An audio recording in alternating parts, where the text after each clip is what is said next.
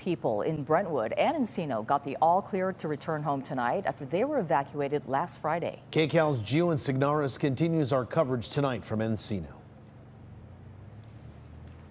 Juan, Susie, good evening to you both. That's right, those homes still standing for so many folks in this area. Not much activity happening behind us, but this is where people have been coming up. Officers have been checking IDs, allowing residents to go back to their homes and check them out, start to unpack everything they took during evacuations. Now, one frustration still remains, but they're all handling it with a sense of relief and, of course, a sense of gratitude. Go ahead and just go next to my partner right there. A sigh of relief tonight among residents as they drive back into Brentwood and Encino for the first time since the Palisades fire threatened their communities Friday night. I feel like I didn't really sleep for like a week and a half, because you wake up in the middle of the night and you're just checking your phone to see if there's any updates or anything like that. Shervin Yazdani was unloading his car, telling us his family gathered valuables, watered their roof, and evacuated when alerted. They stayed at friends and family members' places in the last few days. Despite sleepless nights and constant updates, he says they're relieved to finally be back home. We're having dinner at my aunt's house to celebrate. For Mark Bender, tonight is the first day since last Friday he's been back home.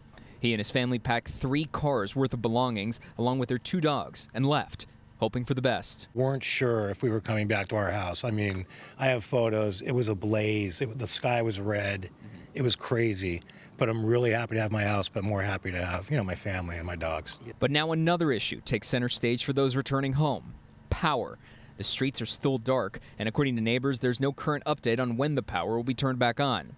That's forcing homeowners to stay at their temporary housing for the time being. I think it's a very fluid situation where no one really knows what's happening.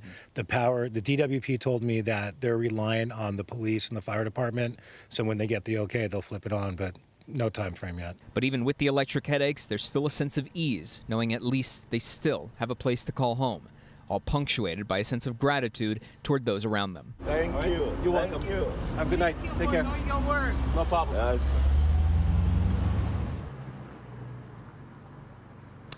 And we do want to make it clear that we've heard officers tell people, and folks have told us that as they've gotten back home, that it is safe to go back inside. Those evacuation orders have been lifted, but it's a cold night. They don't have power. A lot of these folks don't have generators. They were just in a rush to get out. So that's why they're staying in their temporary places, their Airbnbs, families' homes in the meantime. So once they get the green light and they know the power's been flipped back on, they'll come right back.